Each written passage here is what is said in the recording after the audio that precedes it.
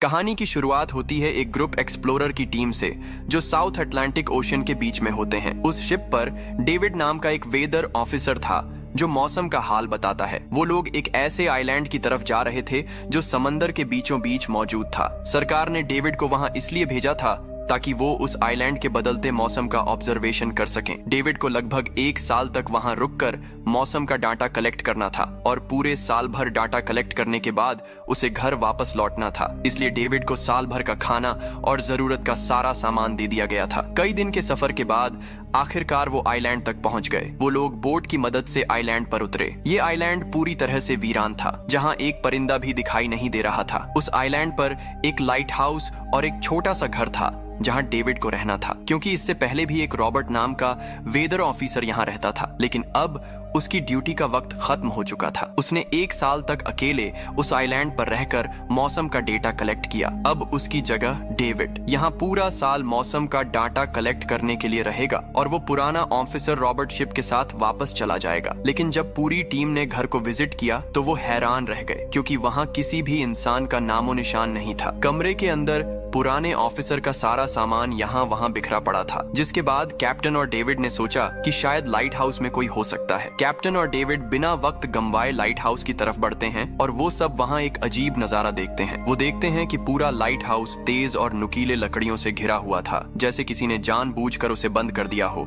ताकि कोई भी अंदर न जा सके। जिसके बाद कैप्टन और डेविड ने लाइट हाउस का गेट कई बार नॉक किया, लेकिन अंदर से कोई रिस्पांस नहीं मिला। आखिर में उन्होंने गेट को जोर से धक्का दिया और अंदर घुस गए। लाइट हाउस के अंदर उन्हें एक आदमी मिला जिसका नाम था ग्रूनर। जब उन्होंने ग्रूनर से पुराने वेदर ऑफिसर रॉबर्ट के बारे में पूछा तो उसने जवाब दिया कि वो तो मर गया है। वो समंदर की तरफ गया, लेकिन दोबारा कभी लौटकर वापस नहीं आया। ग्रूनर की बातें सुनकर डेविड और कैप्टन दोनों चौंक गए। ये सब सुनने के बाद कैप्टन ने डेविड से कहा, अगर तुम अब भी चाहो तो हमारे साथ वापस चल सकते हो। लेकिन डेविड ने वापस जाने से इनकार कर दिया। डेविड ने सोचा अगर वो सरकार को उस आइलैंड का एक्यूरेट वेदर रिपोर्ट दे पाया तो उसे काफी मोटी रकम मिल सकती है। जिसके बाद कैप्टन ने उसे एक गन दिया। खुद की प्रोटेक्शन के लिए कैप्टन ने डेविड से कहा कि ये जगह मुझे सेफ नहीं दिखाई दे रही, अपना ख्याल रखना। इसके बाद उसे वहीं पर छोड़कर वो सब वापस चल दिए और अब ये दोबारा वापस 1 साल बाद आएंगे। कैप्टन के जाने के बाद डेविड ने घर को थोड़ा सेटल किया, रहने के काबिल बनाया। रात होने के बाद उसे ड्रावर में एक डायरी मिली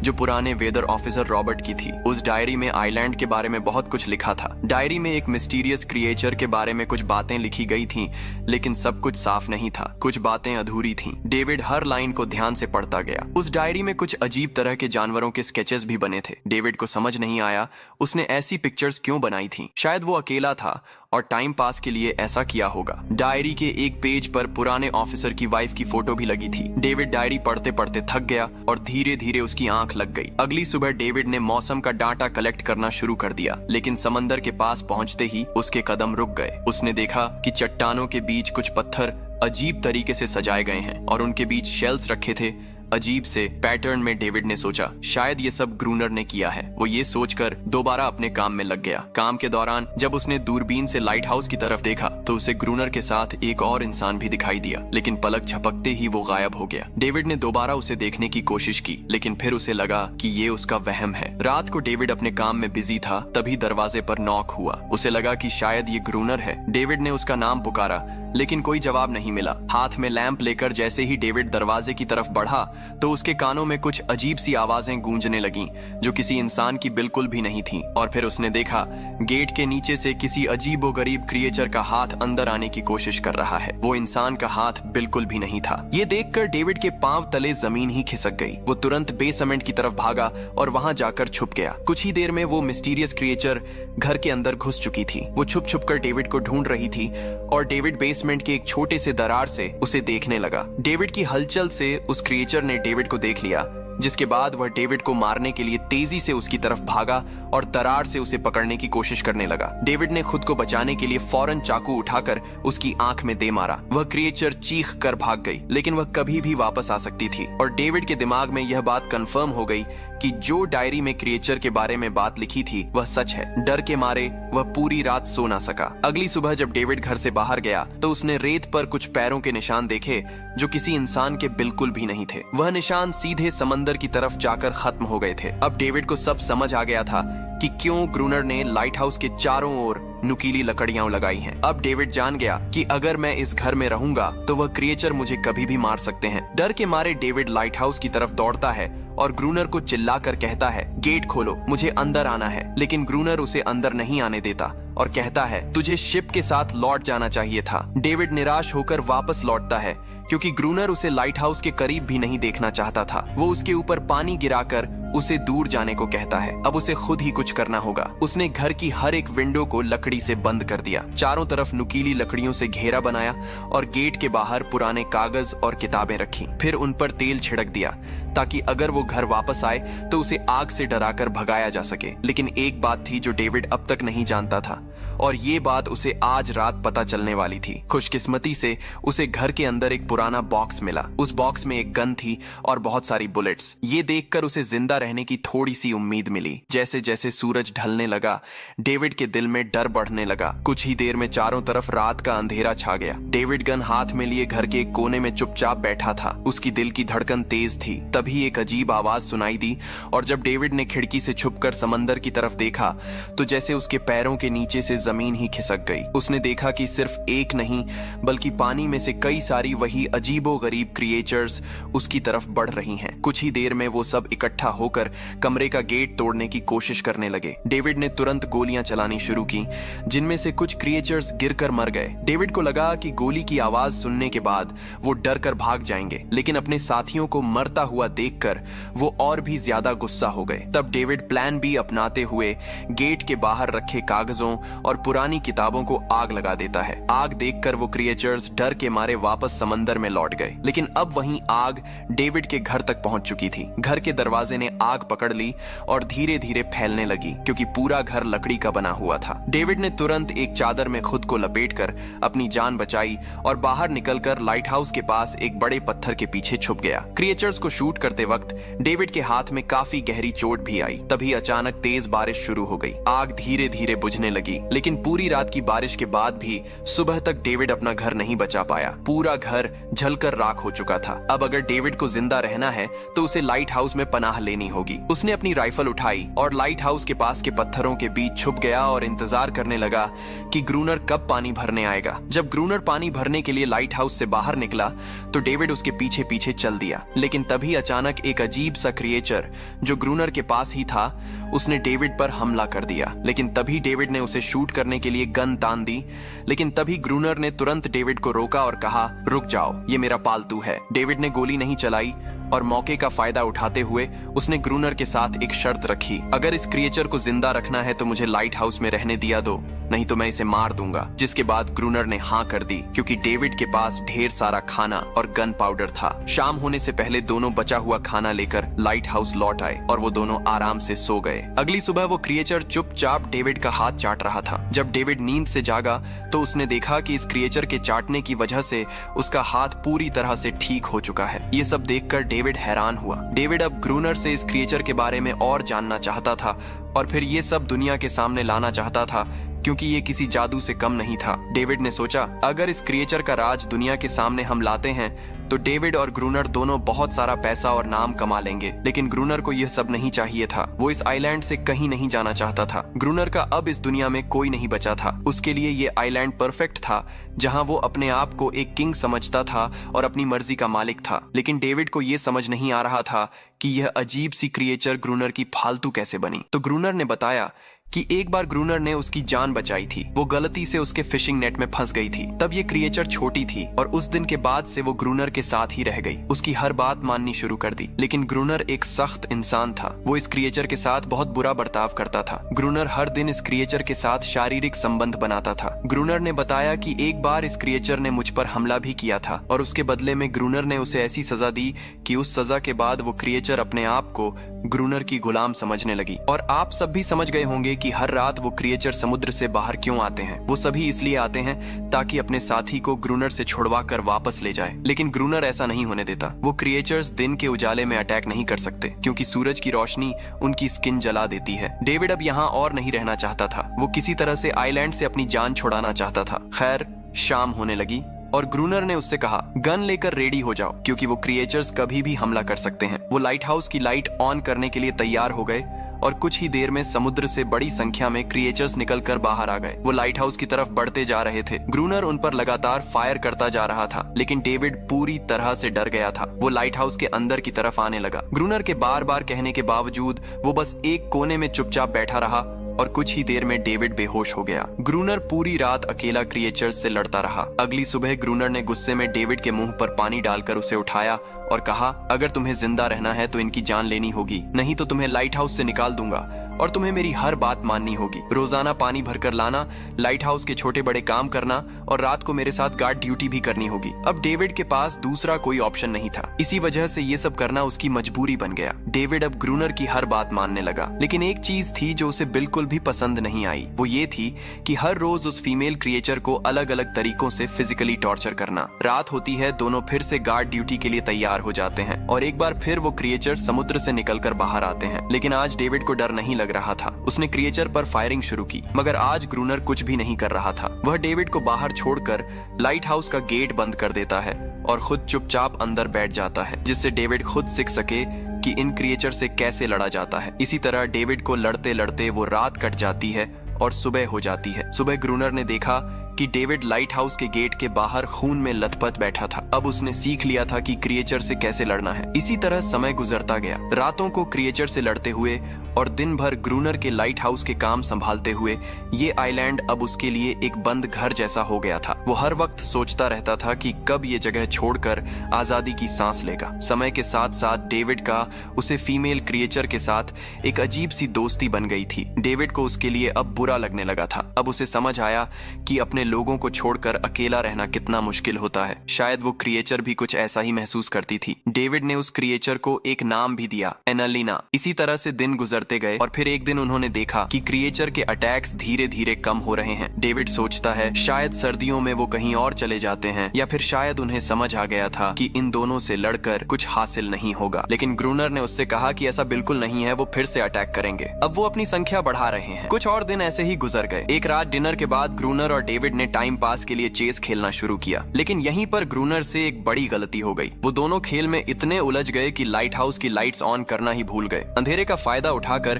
क्रिएचर्स ने उन पर अटैक कर दिया। डेविड ने देखा कि क्रिएचर्स की संख्या इतनी ज्यादा थी कि दो लोग मिलकर भी ज्यादा देर तक नहीं लड़ सकते थे, और इस बार उनके पास कोई प्लानिंग भी नहीं थी। गन्स की बुलेट्स भी ऑलमोस्ट खत्म हो चुकी थीं। किसी तरह बचते बचाते वो लाइट हाउस के टॉप तक पहुंच गए, लेकिन इस बीच ग्रूनर के पैर में गहरी चोट आ गई। वो क्रिएचर्स आज उन पर भारी पड़ गए थे। दोनों को लगा कि आज उनकी मौत पक्की है, लेकिन खुशकिस्मती से सुबह हो गई। जैसे ही सूरज धीरे धीरे उभरता है, वो क्रिएचर लाइट हाउस छोड़कर समुद्र में वापस चले जाते हैं। कड़कती धूप निकलने के बाद एनालिना ग्रूनर के जख्म को ठीक करने की कोशिश करती है, लेकिन अब तक डेविड को समझ आ चुका था कि वो इन क्रिएचर्स के साथ ये लड़ाई जीत नहीं सकते। बुलेट भी अब खत्म होने के करीब हैं। उनके पास खाना भी इतना नहीं है कि वो ज्यादा देर तक चल सकें। लकीली अगले दिन जब डेविड लाइट हाउस के बाहर इधर उधर घूम रहा था, तो उसने समुद्र में एक जहाज देखा। वो जल्दी से अंदर से फ्लेयर गन लाया और जहाज को सिग्नल देने गया, लेकिन ग्रूनर ने उसे रोक दिया क्योंकि वो नहीं चाहता था कि डेविड यहाँ से जाए। उसी वक्त एनालिना ने ग्रूनर पर हमला कर दिया। वो डेविड को ग्रूनर से बचाना चाहती थी। ग्रूनर किसी को भी ये आइलैंड छोड़ने नहीं देना चाहता था। ये आइलैंड उसकी अपनी दुनिया थी, जहाँ वो एक किंग की तरह रहता था। वो डेविड को भी जाने नहीं देना चाहता था। इतने समय से अकेला रहने के बाद अब उसके पास कोई था जिससे वो बात कर सकता था, और डेविड उस शिप में वापस चला गया तो वो वहाँ जाकर सबको एड्रेस और उनके बारे में बता देगा। इसलिए अब डेविड यहाँ से नहीं जा सकता। धीरे धीरे वो डेविड की आंखों के सामने समुद्र में गायब हो गई। अब उसके पास कुछ भी करने को नहीं था। कुछ और दिन ऐसे ही बीत गए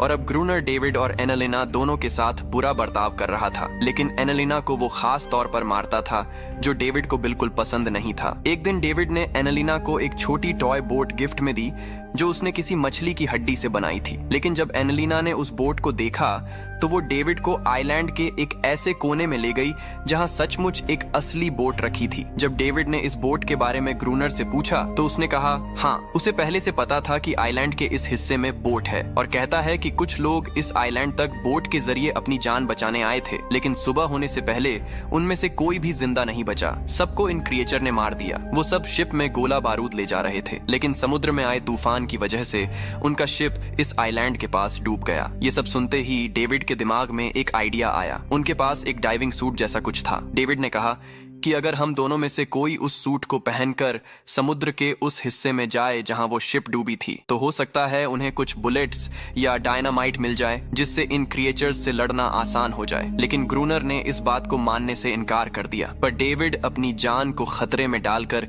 ये काम करने को तैयार था। कुछ और दिन ऐसे ही गुजर गए। डेविड और एनालिना के बीच एक गहरा कनेक्शन बन गया। डेविड उसे पसंद करने लगा था। इन दोनों को रोमांस करते हुए ग्रूनर ने चुपके से देख लिया। ग्रूनर को लगा कि एनालिना उससे छिन जाएगी, इसीलिए डेविड को रास्ते से हटाना पड़ेगा। लेकिन अगले दिन अचानक ग्रूनर खुद डेविड की बात मानने को तैयार हो जाता है। वो डेविड से कहता है, ठीक है, तुम सूट पहनकर नीचे पानी में जाओगे और वहां ढेर सारा RDX कलेक्ट करोगे, फिर मैं तुम्हें बोट से ऊपर की तरफ खींच लूंगा। लेकिन ग्रूनर का असली इरादा कुछ और ही था। वो चाहता था कि डेविड उसकी मदद से समुद्र के नीचे रखे डायनामाइट के बॉक्स वापस सरफेस तक ले आए और उसके बाद उसे वहीं समंदर में अकेला छोड़ दे ताकि वो क्रिएचर्स उसे मार दे। इस तरह डायनामाइट भी उसके पास आ जाएगा और एनालिना फिर से उसकी गुलाम बन जाएगी। वो दोनों बोट में बैठकर उस जगह पहुंच गए जहां शीप पानी में डूबा था। डेविड ने डाइविंग सूट पहना और समंदर के नीचे उतर गया। नीचे जाने के बाद डेविड ने देखा कि शिप पूरी तरह तबाह हो चुकी है, लेकिन उसकी किस्मत अच्छी थी कि उसे कुछ डायनामाइट के बॉक्स मिल गए। लेकिन तभी अचानक कुछ क्रिएचर उसके सामने आ गए। क्रिएचर्स को देखते ही डेविड घबरा गया और नीचे गिर पड़ा। वो डाइविंग सूट इतना भारी था कि वह हिल भी नहीं पा रहा था